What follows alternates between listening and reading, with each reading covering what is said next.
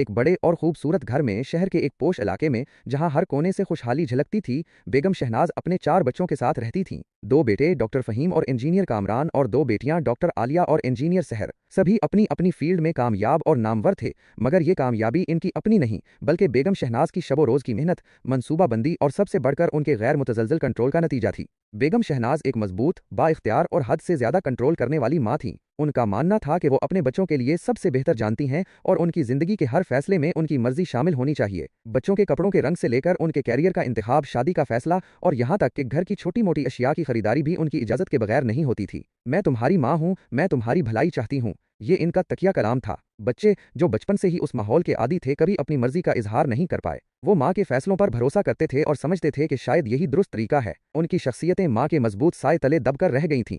फ़हीम, जो एक काबिल सर्जन था, को हमेशा ये फिक्र रहती थी कि कहीं उसका कोई फैसला माँ को नाराज़ न कर दे। उसकी बीवी का इंतखाब भी माँ ने किया था और शादी के बाद भी घर के तमाम मामलात में बेगम शहनाज का ही हुक्म चलता था। कामरान, जो एक ज़हीन इंजीनियर था, कभी भी अपने प्रोजेक्ट्स या कारोबार के लिए खुद कोई बड़ा कदम नहीं उठा सका, क्योंकि हर कदम पर उसे माँ की मंजूरी दरकार होती थी। आलिया, जो एक कामयाब गायनाकोलॉजिस्ट थी, अपनी क्लिनिक की सजावट से लेकर मरीजों के इलाज तक माँ से मशवरा करती थी। सहर, सबसे छोटी और बाप की लाडली, भी माँ की हिदायत के बगैर अपनी जिंदगी का कोई अहम फैसला नहीं करती थी। वक्त पर लगाकर उड़ता रहा और अचानक एक दिन बेगम शहनाज का इंतकाल हो गया। घर में कहराम मच गया। वो सुतून जो पूरे खानदान को थामे हुए था, ढेर हो गया। इब्तदाई सदमे के बाद बच्चों को एहसास हुआ कि उनकी जिंदगी में एक खला पैदा हो गया है। एक ऐसा खला जो सिर्फ एक शख्स की कमी नहीं बल्कि उनकी अपनी शख्सियतों की कमी था। बेगम शहनाज की वफात के बाद उनकी जिंदगी में एक बेतरतीबी और अफरा तफरी का आलम छा गया। फ़हीम, जिसने कभी अपने घर के बिल भी खुद अदा नहीं किए थे, माली मामलात में उलझ गया। उसकी बीवी, जो हमेशा बेगम शहनाज की जेरे निगरानी रहती थी,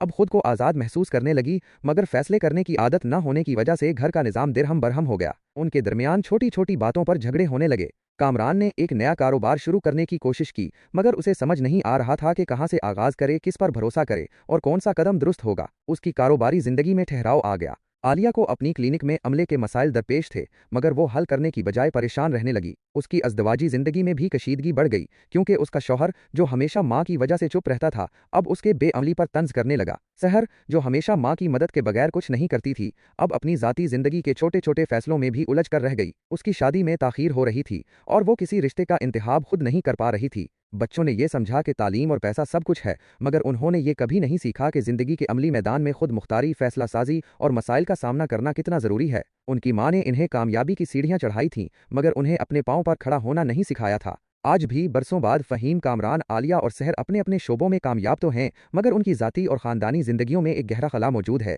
वो अभी भी छोटे छोटे फैसलों के लिए परेशान हो जाते हैं और उनकी अज़दवाजी ज़िंदगी